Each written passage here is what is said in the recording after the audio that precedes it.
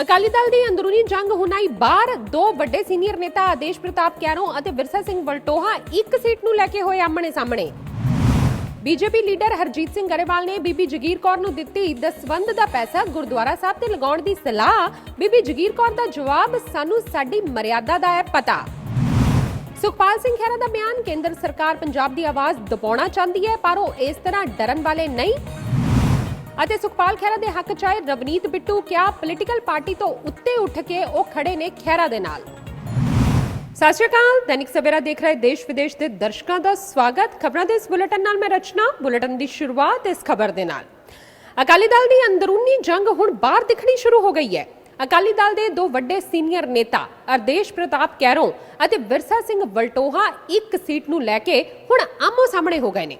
ਸਾਬਕਾ ਮੁੱਖ ਮੰਤਰੀ ਪ੍ਰਕਾਸ਼ ਸਿੰਘ ਬਾਦਲ ਦੇ ਜਵਾਈ ਅਤੇ ਸਾਬਕਾ ਕੈਬਨਿਟ ਮੰਤਰੀ ਆਦੇਸ਼ ਪ੍ਰਤਾਪ ਸਿੰਘ ਕੈਰੋਂ ਨੇ ਬਿਆਨ ਜਾਰੀ ਕਰਦੇ ਹੋਏ ਦਾਅਵਾ ਕੀਤਾ ਕਿ ਖੇਮਕਰਨ ਸੀਟ ਤੇ ਵਿਧਾਨ ਸਭਾ ਚੋਣਾਂ ਵਿੱਚ ਉਹਨਾਂ ਦੇ ਪਰਿਵਾਰ ਦਾ ਮੈਂਬਰ ਹੀ ਚੋਣ ਲੜੇਗਾ। ਉੱਥੇ ਹੀ ਆਦੇਸ਼ ਪ੍ਰਤਾਪ ਸਿੰਘ ਕੈਰੋਂ ਦੇ ਖਿਲਾਫ ਅਕਾਲੀ ਦਲ ਦੇ ਸੀਨੀਅਰ ਆਗੂ ਵਿਰਸਾ ਸਿੰਘ ਵਲਟੋਹਾ ਨੇ ਮੋਰਚਾ ਖੋਲ ਦਿੱਤਾ ਹੈ। ਆਮੋ ਸਾਹਮਣੇ ਹੋਏ ਦੋ ਵੱਡੇ ਅਕਾਲੀ ਲੀਡਰ, ਇੱਕ ਪਾਸੇ ਵਲਟੋਹਾ ਤੇ ਦੂਜੇ ਪਾਸੇ ਆਦੇਸ਼ ਪ੍ਰਤਾਪ ਸਿੰਘ ਕੈਰੋਂ। ਕੀ ਇੱਕ ਸੀਟ ਵਧਾ ਸਕਦੀ ਹੈ ਅਕਾਲੀ ਦਲ 'ਚ ਬਗਾਵਤ? ਕਿ 15 ਮਾਰਚ ਨੂੰ ਸੁਖਬੀਰ ਬਾਦਲ ਕਰਨਗੇ ਵੱਡਾ ਐਲਾਨ? ਵਿਧਾਨ ਸਭਾ ਚੋਣਾਂ 'ਚ ਕੁਝ ਹੀ ਮਹੀਨੇ ਬਚੇ ਨੇ, ਜਿਸ ਤੋਂ ਪਹਿਲਾਂ ਮਾਝੇ ਦੀ ਵਿਧਾਨ ਸਭਾ ਸੀਟ ਖੇਮਕਰਨ ਨੂੰ ਲੈ ਕੇ ਅਕਾਲੀ ਦਲ ਦੇ ਦੋ ਵੱਡੇ ਲੀਡਰ ਆਮੋ ਸਾਹਮਣੇ ਨੇ। ਇਹ ਲੀਡਰ ਨੇ ਖੇਮਕਰਨ ਤੋਂ ਸਾਬਕਾ ਵਿਧਾਇਕ ਵਿਰਸਾ ਸਿੰਘ ਵਲਟੋਹਾ ਤੇ ਪੱਟੀ ਤੋਂ ਸਾਬਕਾ ਵਿਧਾਇਕ ਆਦੇਸ਼ ਪ੍ਰਤਾਪ ਸਿੰਘ ਕੈਰੋਂ, ਜੋ ਬਾਦਲ ਪਰਿਵਾਰ ਦੇ ਜਵਾਈ ਵੀ ਨੇ। ਦਰਅਸਲ ਇੱਕ ਪਾਸੇ ਵਲਟੋਹਾ ਕਹਿ ਰਹੇ ਨੇ ਕਿ ਖੇਮਕਰਨ ਤੋਂ ਇਸ ਵਾਰ ਵੀ ਉਹੀ ਅਕਾਲੀ ਦਲ ਦੇ ਉਮੀਦਵਾਰ ਹੋਣਗੇ, ਇਸੇ ਲਈ ਉਹਨਾਂ ਨੇ ਹਲਕੇ ਦੇ ਵਿੱਚ ਪ੍ਰਚਾਰ ਵੀ ਸ਼ੁਰੂ ਕਰ ਦਿੱਤਾ ਹੈ। ਤੇ ਦੂਜੇ ਪਾਸੇ ਆਦੇਸ਼ ਪ੍ਰਤਾਪ ਸਿੰਘ ਕੈਰੋਂ ਦਾ ਦਾਅਵਾ ਹੈ ਕਿ ਪੱਟੀ ਦੇ ਨਾਲ-ਨਾਲ ਖੇਮਕਰਨ ਤੋਂ ਵੀ ਉਮੀਦਵਾਰ ਕੈਰੋਂ ਪਰਿਵਾਰ ਦਾ ਹੀ ਹੋਏਗਾ। ਦੱਸਦੀ ਕਿ ਆਦੇਸ਼ ਪ੍ਰਤਾਪ ਸਿੰਘ ਕੈਰੋਂ ਪ੍ਰਕਾਸ਼ ਸਿੰਘ ਬਾਦਲ ਦੀ ਬੇਟੀ ਪ੍ਰਨੀਤ ਕੌਰ ਦੇ ਪਤੀ ਨੇ, ਜੋ ਪੱਟੀ ਤੋਂ ਕਈ ਵਾਰ ਵਿਧਾਇਕ ਰਹਿ ਚੁੱਕੇ ਨੇ, ਪਰ ਇਸ ਵਾਰ ਪੱਟੀ ਦੇ ਨਾਲ-ਨਾਲ ਖੇਮਕਰਨ ਤੇ ਵੀ ਉਹਨਾਂ ਦੀ ਪੂਰੀ ਅੱਖ ਹੈ। ਜਿਸ ਸੀਟ ਤੋਂ ਵਿਰਸਾ ਸਿੰਘ ਵਲਟੋਹਾ ਐਮਐਲਏ ਰਹਿ ਚੁੱਕੇ ਨੇ ਤੇ 2022 ਦੀਆਂ ਚੋਣਾਂ ਲਈ ਉਹਨਾਂ ਖੇਮਕਰਨ 'ਚ ਪ੍ਰਚਾਰ ਵੀ ਸ਼ੁਰੂ ਕਰ ਦਿੱਤਾ ਹੈ। ਵਲਟੋਹਾ ਮੁਤਾਬਕ ਇਸ ਇਲਾਕੇ 'ਚ 15 ਮਾਰਚ ਨੂੰ ਸੁਖਬੀਰ ਬਾਦਲ ਵੱਡੀ ਰੈਲੀ ਕਰਨ ਜਾ ਰਹੇ ਨੇ, ਜਿੱਥੇ ਉਹਨਾਂ ਦੀ ਦਾਅਵੇਦਾਰੀ ਤੇ ਮੋਹਰ ਲੱਗੇਗੀ। ਪਰ ਜੇਕਰ ਵਲਟੋਹਾ ਦਾ ਦਾਅਵਾ ਸਹੀ ਨਿਕਲਦਾ ਹੈ ਤਾਂ ਕੈਰੋਂ ਦੀਆਂ ਉਮੀਦਾਂ ਤੇ ਪਾਣੀ ਫਿਰ ਸਕਦਾ ਹੈ। ਦੱਸਿਆ ਜਾ ਰਿਹਾ ਹੈ ਕਿ ਵਲਟੋਹਾ ਤਾਂ ਇੱਥੋਂ ਤੱਕ ਕਹਿੰਦੇ ਨੇ ਕਿ ਕੈਰੋਂ ਕਦੀ ਅਕਾਲੀ ਦਲ ਦੇ ਹੱਕ 'ਚ ਖੜੇ ਹੀ ਨਹੀਂ ਹੋਏ, ਇਸੇ ਲਈ ਜੇ ਉਹ ਨਾਰਾਜ਼ ਵੀ ਹੋ ਜਾਂਦੇ ਨੇ ਤਾਂ ਕੋਈ ਫਰਕ ਨਹੀਂ ਪਏਗਾ। ਜਦਕਿ ਉਧਰ ਚਰਚਾ ਇਹ ਵੀ ਹੈ ਕਿ ਕੈਰੋਂ ਨੂੰ ਪੱਟੀ ਦੇ ਨਾਲ-ਨਾਲ ਕਿਸੇ ਹੋਰ ਇਲਾਕੇ ਦੀ ਸੀਟ ਦਾ ਆਫਰ ਦਿੱਤਾ ਜਾ ਰਿਹਾ ਹੈ, ਪਰ ਉਹ ਅੜੇ ਹੋਏ ਨੇ ਕਿ ਪੱਟੀ ਤੇ ਖੇਮਕਰਨ ਦੋਹਾਂ ਤੇ ਉਹਨਾਂ ਦਾ ਪਰਿਵਾਰ ਹੀ ਲੜੇਗਾ, ਜਿਹਦੇ ਬਾਅਦ ਹੁਣ ਨਿਗਾਹਾਂ ਸੁਖਬੀਰ ਬਾਦਲ ਦੀ 15 ਮਾਰਚ ਵਾਲੀ ਰੈਲੀ ਤੇ ਟਿਕੀਆਂ ਹੋਈਆਂ ਨੇ।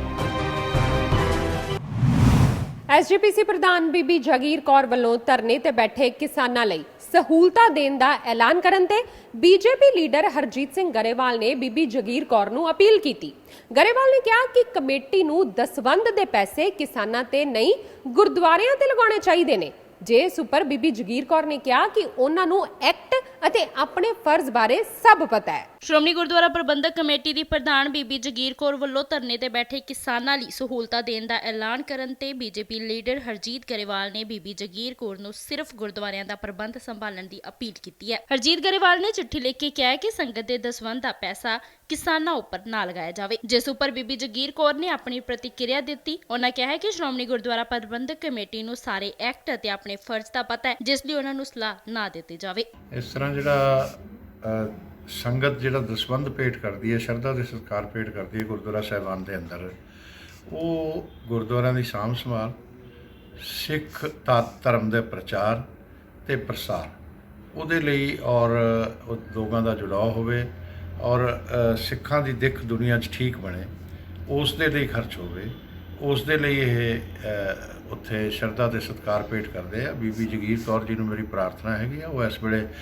ਸ਼੍ਰੋਮਣੀ ਗੁਰਦੁਆਰਾ ਪ੍ਰਬੰਧਕ ਕਮੇਟੀ ਦੇ ਪ੍ਰਧਾਨ ਨੇ ਔਰ ਉਹਨਾਂ ਨੇ ਘੋਸ਼ਣਾ ਕੀਤੀ 4 ਮਾਰਚ ਨੂੰ ਕਿ ਅਸੀਂ 1-1 ਲੱਖ ਰੁਪਇਆ ਜੋ ਉੱਥੇ ਡੈਥ ਹੋ ਜਾਂਦੀਆਂ ਨੇ ਉਹਨਾਂ ਨੂੰ ਦੇਵਾਂਗੇ ਔਰ ਟੈਂਪਰੇਰੀ ਸ਼ੈੱਡ ਤੇ ਪੱਖੇ ਤੇ ਹੋਰ ਇਸ ਤਰ੍ਹਾਂ ਦੀਆਂ ਚੀਜ਼ਾਂ ਉਹਨਾਂ ਨੇ ਕਿਹਾ ਕਿ ਅਸੀਂ ਨਿਰਮਾਣ ਕਰਾਂਗੇ। ਮੈਂ ਸਮਝਦਾ ਕਿ ਇਹ ਇੱਕ ਤਾਂ ਅੰਦੋਲਨ ਨੂੰ ਗਲਤ ਦਿੱਖ ਦੇ ਰਹੇ ਆ, ਉਹਨੂੰ ਧਾਰਮਿਕ ਦਿੱਖ ਦੇਣ ਦੀ ਕੋਸ਼ਿਸ਼ ਕਰ ਰਹੇ ਆ, ਔਰ ਦੂਸਰਾ ਇਹ ਅੰਦੋਲਨ ਜਿਹੜਾ ਕਿਸਾਨ ਅੰਦੋਲਨ ਨੂੰ ਵੀ ਨੁਕਸਾਨ ਦੇਣ ਵਾਲੀ ਗੱਲ ਆ, ਔਰ ਉਸ ਦੀ ਵਿਲੱਖਣਤਾ ਜਿਹੜੀ ਆ ਉਸ ਨੂੰ ਇਹ ਕਾਇਮ ਨਹੀਂ ਰਹਿਣ ਦੇਗਾ। ਔਰ ਦੂਸਰਾ ਉਹਦੇ 'ਚ ਕਿਸਾਨ ਜਿਹੜਾ ਹੁੰਦਾ ਉਹ ਹਿੰਦੂ ਵੀ ਹੈ, ਸਿੱਖ ਵੀ ਹੈ, ਕ੍ਰਿਸਚਨ ਵੀ ਹੈ, ਮੁਸਲਮਾਨ ਵੀ ਹੈ, ਉਹਦਾ ਕੋਈ ਇੱਕ ਧਰਮ ਨਹੀਂ ਹੈ। ਇਹ ਐਜੂਕੇਸ਼ਨ ਸਿੱਖਾਂ ਦੀ, ਸਾਡੇ IAS IPS ਘੱਟ ਰਹੇ ਨੇ, ਅਤੇ ਬਾਕੀ ਸਾਰਾ ਜਿਹੜਾ ਹੈਗਾ ਮੇਰੀ ਪ੍ਰਾਰਥਨਾ ਹੈਗੀ ਬੀਬੀ ਜੀ ਨੂੰ ਕਿ ਜਿਹੜਾ 1925 ਦਾ ਐਕਟ ਆ ਉਹਦੇ 'ਚ ਵੀ ਸਾਰਾ ਕੁਝ ਦੱਸਿਆ ਹੋਇਆ, ਉਸ ਦੇ ਮੁਤਾਬਕ ਇਹ ਹੋਣਾ ਚਾਹੀਦਾ ਹੈਗਾ। ਔਰ ਇਹਦਾ ਖਰਚ ਜਿਹੜਾ ਗੁਰਦੁਆਰਾਂ ਦੀ ਸਾਂਭ ਸੰਭਾਲ, ਸਿੱਖਾਂ ਦੀ ਐਜੂਕੇਸ਼ਨ ਔਰ ਸਿੱਖ ਧਰਮ ਦੇ ਪ੍ਰਚਾਰ ਲਈ ਇਹ ਖਰਚ ਹੋਣਾ ਚਾਹੀਦਾ, ਅਤੇ ਇਹਦੇ ਨਾਲ ਸੰਗਤਾਂ ਦਾ ਸ਼ਰਧਾ ਅਤੇ ਸਤਿਕਾਰ ਹੋਰ ਵਧੇਗਾ, ਔਰ ਜਿਹੜਾ ਕਿਸਾਨ ਅੰਦੋਲਨ ਆ ਉਸ ਦੀ ਦਿੱਖ ਵੀ ਖਰਾਬ ਨਹੀਂ ਹੋਏਗੀ, ਔਰ ਉਹ ਇੱਕ ਸਿੱਖੀ ਅੰਦੋਲਨ ਨਾ ਹੋ ਕੇ ਉਹ ਕਿਸਾਨ ਅੰਦੋਲਨ ਰਹੇਗਾ। ਉਹ ਮੁਹੱਈਆ ਕਰਾਏ। ਮੈਨੂੰ ਸਮਝ ਨਹੀਂ ਆਉਂਦੀ ਕਿ ਸਾਡੇ ਭਰਾ ਸਰਦਾਰ ਹਰਜੀਤ ਸਿੰਘ ਗਰੇਵਾਲ ਜੀ ਨੂੰ ਕਿਹੜੀ ਗੱਲ ਤੋਂ ਤਕਲੀਫ ਹੋਈ ਹੈ। ਇੱਕ ਸਿੱਖ ਦੇ ਮੂੰਹ ਨਹੀਂ ਫੱਬਦੇ ਸ਼ਬਦ ਕਿ ਉਹ ਇਹ ਕਵੇ ਕਿ ਗੁਰੂ ਘਰ 'ਚੋਂ ਇਹ ਸੇਵਾਵਾਂ ਨਹੀਂ ਕਰਨੀਆਂ ਚਾਹੀਦੀਆਂ। ਸੋ ਮੈਂ ਸਮਝਦੀ ਹਾਂ ਕਿ ਉਹਨਾਂ ਨੂੰ ਇਹ ਸ਼ਬਦ ਜਿਹੜੇ ਨਹੀਂ ਕਹਿਣੇ ਚਾਹੀਦੇ। ਇਹ ਸਾਡੇ ਸ਼੍ਰੋਮਣੀ ਗੁਰਦੁਆਰਾ ਪ੍ਰਬੰਧਕ ਕਮੇਟੀ ਦੇ ਜੋ ਫਰਜ਼ ਹੈ ਅਸੀਂ ਉਹ ਪੂਰੇ ਕਰ ਰਹੇ ਹਾਂ, ਔਰ ਅਸੀਂ ਐਕਟ ਵੀ ਜਾਣਦੇ ਹਾਂ, ਅਸੀਂ ਨਿਯਮ ਵੀ ਜਾਣਦੇ ਹਾਂ, ਅਸੀਂ ਉਪਨਿਯਮ ਵੀ ਜਾਣਦੇ ਹਾਂ, ਅਸੀਂ ਆਪਣੇ ਫਰਜ਼ਾਂ ਦੀ ਪਹਿਚਾਣ ਕਰਨਾ ਵੀ ਜਾਣਦੇ ਹਾਂ, ਅਤੇ ਗੁਰੂ ਨਾਨਕ ਸਾਹਿਬ ਦੇ ਉਪਦੇਸ਼ ਨੂੰ ਅਸੀਂ ਘਰ ਘਰ ਵੰਡਣਾ ਵੀ ਜਾਣਦੇ ਹਾਂ। ਈਡੀ ਦੀ ਰੇਡ ਤੋਂ ਬਾਅਦ ਵਿਧਾਇਕ ਸੁਖਪਾਲ ਸਿੰਘ ਖਹਿਰਾ ਨੇ ਦੈਨਿਕ ਸਵੇਰਾ ਨਾਲ ਖਾਸ ਗੱਲਬਾਤ ਕੀਤੀ, ਜਿਸ ਵਿੱਚ ਉਹਨਾਂ ਇਸ ਰੇਡ ਨੂੰ ਲੈ ਕੇ ਬੋਲਦੇ ਹੋਏ ਕਿਹਾ ਕਿ ਕੇਂਦਰ ਦੀ ਸਰਕਾਰ ਪੰਜਾਬ ਦੀ ਆਵਾਜ਼ ਦਬਾਉਣਾ ਚਾਹੁੰਦੀ ਹੈ, ਪਰ ਉਹ ਇਸ ਤਰ੍ਹਾਂ ਡਰਨ ਵਾਲੇ ਨਹੀਂ ਨੇ। ਨਾਲ ਹੀ ਵਿਧਾਨ ਸਭਾ ਵਿੱਚ ਉਹਨਾਂ ਦੇ ਹੱਕ ਲਈ ਆਵਾਜ਼ ਚੁੱਕਣ ਤੇ ਸੁਖਪਾਲ ਖਹਿਰਾ ਨੇ ਸਭ ਪਾਰਟੀਆਂ ਦਾ ਧੰਨਵਾਦ ਕੀਤਾ। ਫਿਰ ਮੇਰੇ ਘਰ ਦੇ ਰੇਡ ਦੌਰਾਨ ਕੋਈ 4-5 ਕਰੋੜ ਰੁਪਇਆ ਕੈਸ਼ ਮਿਲਣਾ ਚਾਹੀਦਾ ਸੀ, ਕਾਫੀ ਵੱਡੀ ਮਕਦਾਰ ਵਿੱਚ ਸੋਨਾ ਜੁਐਲਰੀ ਮਿਲਣੀ ਚਾਹੀਦੀ ਸੀ। ਦੂਜਾ, ਅਗਰ ਮੈਂ ਫੇਕ ਪਾਸਪੋਰਟ ਸੀਗੇ ਤੇ ਫਿਰ ਮੈਂ ਫੇਕ ਪਾਸਪੋਰਟ ਅਗਰ ਮੇਰੇ ਨਾਮ ਤੇ ਬਣੇ ਹੋਣੇ ਨਾ, ਉਹ ਤਾਂ ਤੁਸੀਂ ਆਨਲਾਈਨ ਸਰਚ ਕਰ ਸਕਦੇ ਹੋ ਕਿ ਸੁਖਪਾਲ ਸਿੰਘ ਮੇਰਾ ਖਹਿਰਾ ਨਾਮ ਜਾਂ ਐਡਰੈਸ ਭਰ ਕੇ ਜਾਂ ਇੱਧਰ ਉੱਧਰ, ਜੇ ਪਾਸਪੋਰਟ ਫੇਕ ਹੁੰਦੇ ਤੇ ਫਿਰ ਉਹ ਮਿਲਣੇ ਚਾਹੀਦੇ ਸੀਗੇ। ਉਹਨਾਂ ਨੇ ਤਾਂ ਪਾਸਪੋਰਟ ਦੀ ਮੇਰੇ ਨਾਲ ਗੱਲ ਵੀ ਨਹੀਂ ਕੀਤੀ, ਨਾ ਡਰੱਗਸ ਦੀ ਗੱਲ ਕੀਤੀ। ਡਰੱਗਸ ਹੁੰਦੇ ਤਾਂ ਮੇਰੇ ਘਰੋਂ ਡਰੱਗਸ ਮਿਲਣੇ ਚਾਹੀਦੇ ਸੀ। ਡਰੱਗਸ ਦਾ ਕੇਸ ਜਿਹੜਾ ਇਲਜ਼ਾਮ ਪ੍ਰਿੰਟ ਮੀਡੀਆ ਲਿਖ ਰਿਹਾ ਅੱਜ ਕਿ Khaira's house raided for drugs and money laundering and fake passports, ਤੇ ਡਰੱਗਸ ਦਾ ਕੇਸ ਤਾਂ ਸੁਪਰੀਮ ਕੋਰਟ ਨੇ ਸਟੇ ਕੀਤਾ ਹੋਇਆ। ਇਹ ਗੱਲਾਂ ਕਰਦੇ ਹੋ ਜਾਂ ਤਾਂ ਚੁੱਪ ਰਹੋ, ਚੁੱਪ ਕਰਕੇ ਆਪਣੇ ਤਨਖਾਹਾਂ ਪੱਤੇ ਲਈ ਚਲੋ ਤੇ ਆਪਣਾ ਡੰਗ ਟਪਾਈ ਚਲੋ। ਜਦੋਂ ਤੁਸੀਂ ਬੋਲਦੇ ਹੋ you become an object of hatred and object of target. ਹਾਲਾਂਕਿ ਸਾਰੀਆਂ ਪੋਲੀਟੀਕਲ ਪਾਰਟੀਆਂ ਨੂੰ ਇੱਕ ਗੱਲ ਦਾ ਅਹਿਸਾਸ ਹੈ ਕਿ ਕੇਂਦਰ ਜਿਹੜਾ ਹੈ ਉਹ ਸਾਡੇ ਸੂਬੇ ਦੇ ਨਾਲ ਧੱਕਾ ਕਰ ਰਿਹਾ, ਉਹ ਸਾਡੇ ਅੰਦੋਲਨ ਨੂੰ ਟੋਰਪੀਡੋ ਕਰ ਰਿਹਾ, ਉਹ ਸਾਡੇ ਆਦਮੀਆਂ ਨੂੰ ਟਾਰਗੇਟ ਕਰਕੇ ਤੇ ਉਹਨਾਂ ਤੇ ਪੋਲੀਟੀਕਲ ਵੈਂਡੇਟਾ ਅਨਲੀਸ਼ ਕਰ ਰਿਹਾ। ਇਸ ਕਰਕੇ ਉਹਨਾਂ ਨੇ ਯਕਮੁਸ਼ਤ ਹੋ ਕੇ ਇੱਕ ਆਵਾਜ਼ ਵਿੱਚ ਅੱਜ ਵਿਧਾਨ ਸਭਾ ਦੇ ਵਿੱਚ ਸਾਡੇ ਹੱਕ ਵਿੱਚ ਜਿਹੜਾ ਕੀਤਾ, ਮੈਂ ਉਹਨਾਂ ਸਭ ਦਾ ਸ਼ੁਕਰੀਆ ਅਦਾ ਕਰਦਾ। ਔਰ ਉਹ ਸੈਂਸੀਬਲ ਗੱਲ ਹੈ। ਗੱਲ ਇਕੱਲੇ ਇਹ ਇੰਡੀਵਿਜੂਅਲ ਦੀ ਨਹੀਂ ਗੀ, ਗੱਲ ਇਹ ਹੈਗੀ ਕਿ BJP ਦੀ ਸਰਕਾਰ ਸੂਬਿਆਂ ਦੇ ਅਧਿਕਾਰਾਂ ਤੇ ਡਾਕਾ ਮਾਰ ਰਹੀ ਹੈ। ਸਾਡੀ GST ਦਾ ਟੈਕਸ ਨਹੀਂ ਦੇ ਰਹੀ, ਸਾਡਾ ਰੂਰਲ ਡਿਵੈਲਪਮੈਂਟ ਫੰਡ ਨਹੀਂ ਦੇ ਰਹੀ, ਸਾਡਾ ਜਿਹੜਾ ਪੰਜਾਬ ਦੇ ਹੋਰ ਐਗਰੀਕਲਚਰ ਸੈਕਟਰ ਦੇ ਉੱਤੇ ਡਾਕਾ ਮਾਰਤਾ। ਇਹ ਸਾਰੀਆਂ ਗੱਲਾਂ ਦਾ ਸਾਨੂੰ ਸਭ ਨੂੰ ਇਕੱਠੇ ਹੋ ਕੇ ਇਹਦਾ ਵਿਰੋਧ ਕਰਨਾ ਚਾਹੀਦਾ। ਵਿਧਾਇਕ ਸੁਖਪਾਲ ਖਹਿਰਾ ਦੇ ਘਰ ਹੋਈ ਈਡੀ ਦੀ ਰੇਡ ਤੋਂ ਬਾਅਦ MP ਰਵਨੀਤ ਬਿੱਟੂ ਉਹਨਾਂ ਦੇ ਹੱਕ 'ਚ ਅੱਗੇ ਆਏ। ਰਵਨੀਤ ਬਿੱਟੂ ਨੇ ਕਿਹਾ ਕਿ ਸੁਖਪਾਲ ਖਹਿਰਾ ਉੱਪਰ ਇਹ ਫੋਕਾ ਫਾਇਰ ਕੀਤਾ ਗਿਆ। ਉਹਨਾਂ ਕਿਹਾ ਕਿ ਖਹਿਰਾ ਨੇ ਕਿਸਾਨਾਂ ਦੇ ਹੱਕ 'ਚ ਆਵਾਜ਼ ਚੁੱਕੀ, ਜਿਸ ਦੇ ਚਲਦੇ ਉਹਨਾਂ ਨਾਲ ਅਜਿਹਾ ਕੀਤਾ ਜਾ ਰਿਹਾ ਹੈ। ਬਿੱਟੂ ਨੇ ਕਿਹਾ ਕਿ ਪੰਜਾਬ ਦੇ ਲੋਕ ਅਤੇ ਉਹ ਸੁਖਪਾਲ ਖਹਿਰਾ ਦੇ ਨਾਲ ਖੜੇ ਨੇ। ਅੱਜ ਇਹ ਬਹੁਤ ਮਾੜੀ ਗੱਲ ਹੋਈ ਆ।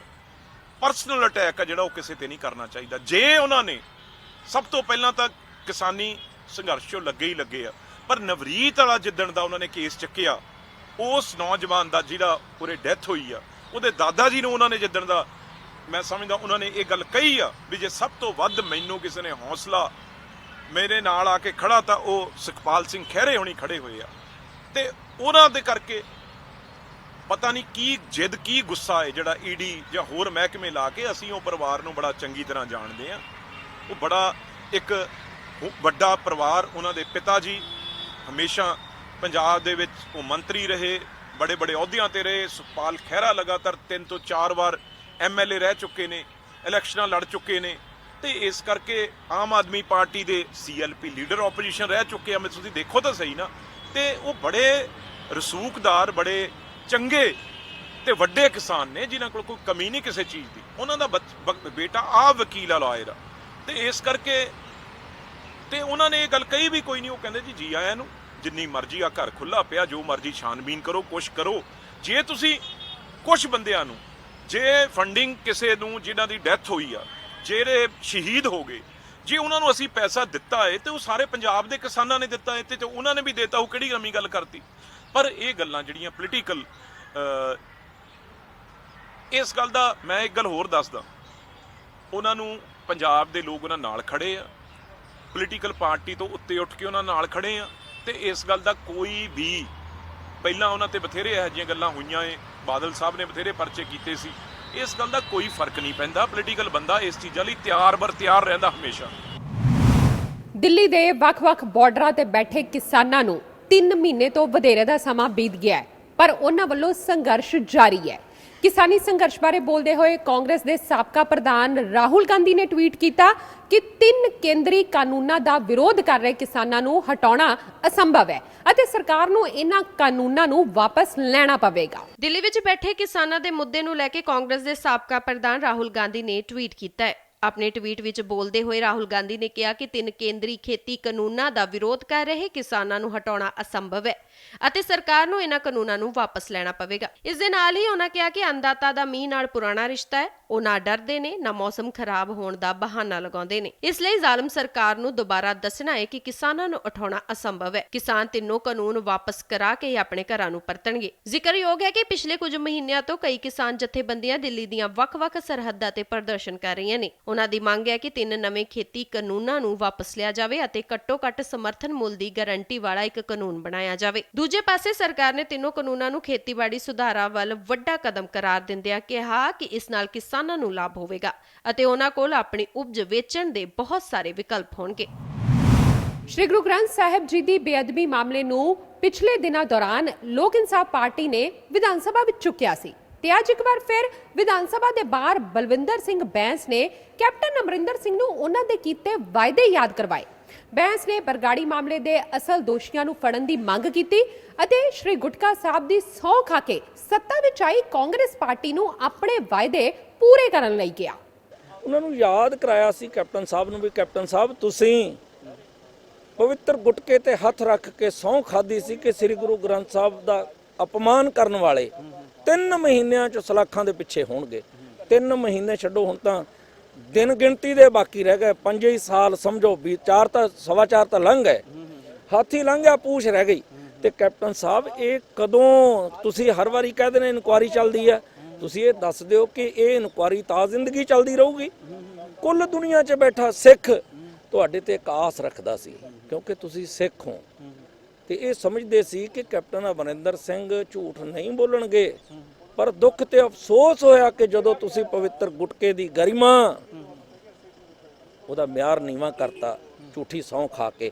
ਅੱਜ ਉਹਨਾਂ ਨੂੰ ਯਾਦ ਕਰਾਉਣ ਵਾਸਤੇ ਵੀ ਕੈਪਟਨ ਸਾਹਿਬ ਕੀ ਮਜਬੂਰੀ ਹੈ ਵੀ ਤੁਸੀਂ 4 ਪੁਲਿਸ ਅਫਸਰਾਂ ਤੇ ਮੁਕੱਦਮਾ ਦੇ ਕੇ ਕਹੋ ਵੀ ਇਨਕੁਆਰੀ ਅਜੇ ਚੱਲਦੀ ਹੈ। ਜੇ 4 ਪੁਲਿਸ ਵਾਲੇ ਦੋਸ਼ੀ ਪਾਏ ਗਏ, ਕੀ ਸਰਕਾਰ ਕੋਲ ਇੰਨਾ ਤਾਮਝਾਮ ਇੰਨਾ ਢਾਂਚਾ ਹੈ ਨਹੀਂਗਾ ਕਿ ਉਹਨਾਂ ਤੋਂ ਪੁੱਛ ਕੇ ਦੱਸਿਆ ਜਾਏ ਕਿ ਗੋਲੀ ਚਲਾਉਣ ਦਾ ਹੁਕਮ ਕਿਹਨੇ ਕੀਤਾ?